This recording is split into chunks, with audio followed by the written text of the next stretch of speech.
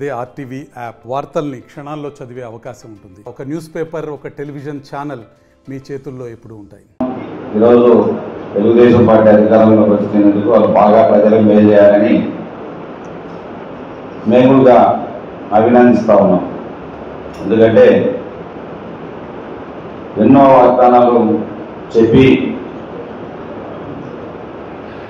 ప్రజలకు మెరుగైన పాలన అందిస్తామని చెప్పి ఈరోజు అధికారంలోకి వచ్చారు. మేము కూడా ఒక 6 మాసాలు వేచి చూడదలుచుకున్నాం.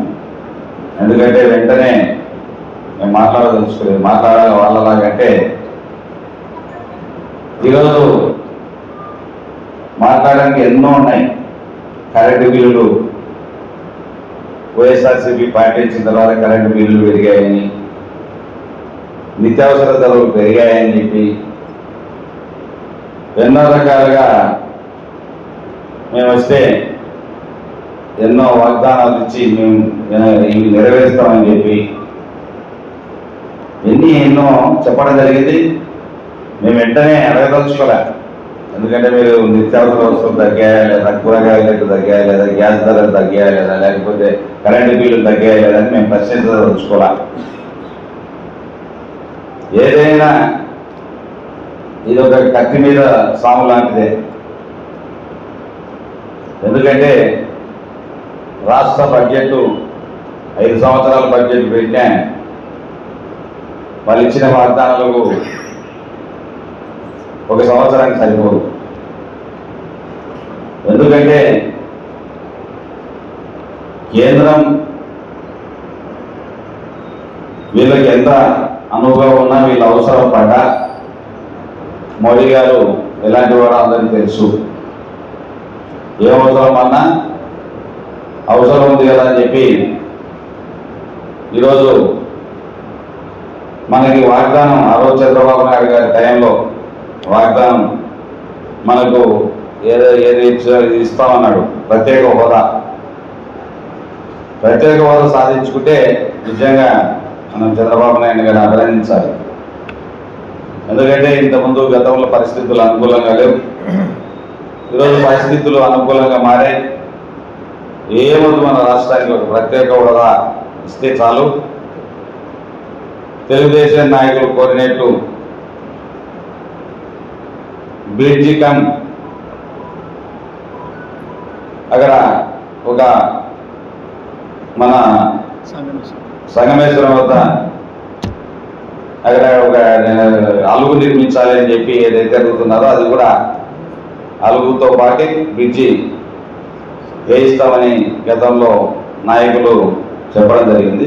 ఇప్పుడు అధికారంలోకి వాళ్ళు వచ్చారు కాబట్టి అది కూడా సాధిస్తారని భావిస్తూ ఉన్నాం. ఈరోజు చూస్తూ ఉన్నాం, రాష్ట్ర వ్యాప్తంగా ఎన్నో రకాలుగా పుకార్లు షికార్లు చేస్తూ ఉన్నాయి. ఈవీఎంలు ట్యాంపరింగ్ జరిగాయని రకరకాలుగా నిన్న హిందూపూర్లో 1168 ఓట్లు ఉంటే 37వ బూత్లో 1 ఓటు మాత్రమే వైఎస్ఆర్సీపీ పడిందని చెప్పి సోషల్ మీడియాలో హత్యలు చేస్తూ చూశాం కూడా. ఆ విధంగా అమెరికా వాళ్ళు కూడా చెప్పడం జరిగింది. ఎలాన్ మస్క్ అతను కూడా ట్యాంపరింగ్ చేయొచ్చు అని నిర్ధారించారు. అయినా ఇవన్నీ కాలక్షేపానికి తప్ప దేనికి ఉపయోగపడవు.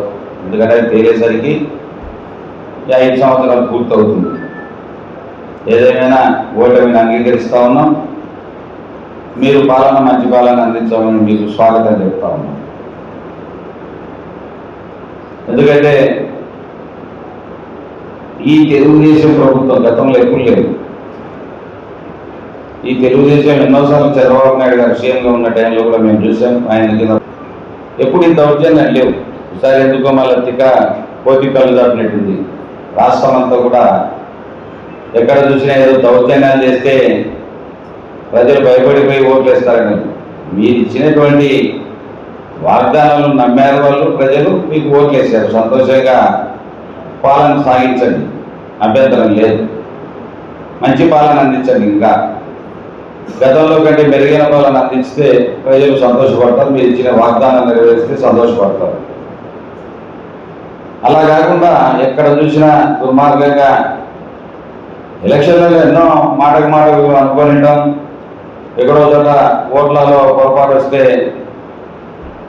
గట్టిగా మాట్లాడిన సందర్భాలు కార్యకర్తలు ఉంటారు. అటువంటి వాటినల్లా దృష్టిలో పెట్టుకొని నన్ను ఆ రోజు ఇట్లా మాట్లాడావు, లేకపోతే ఏం చేయాలని చూస్తారు. అలాంటిది మీ వాళ్ళని బెదిరించావు. ఎందుకు బెదిరిపోతారా? ఎవరు బెదిరిస్తారు? పోతాయా అని చెప్పుకుంటారు. బెదిరిస్తే పోకున్నాడు. ఇప్పుడు బెదిరిస్తే ఇంత జనం ఇవాళగా ప్రతి గ్రామం నుంచి కూడా పల్లెల నుంచి వచ్చారు, వాటి నుంచి కూడా ప్రతి వాళ్ళు నాయకులు వచ్చారు. బెదిరిస్తే బెదిరిపోయారు మానుకుంటారా ఏంటి? రాజకీయాలు అనేది ఉందాతనంతో చేయాలి. ఇలాంటి బెదిరింపులు చేయడం వల్ల 80% మరిన్ని వీడియోస్ కోసం ఛానల్ ని సబ్స్క్రైబ్ చేయండి. లేటెస్ట్ అప్డేట్స్ కోసం వాట్సాప్ ఛానల్ ని ఫాలో చేయండి. అండ్ లింక్ డిస్క్రిప్షన్ లో ఉంది.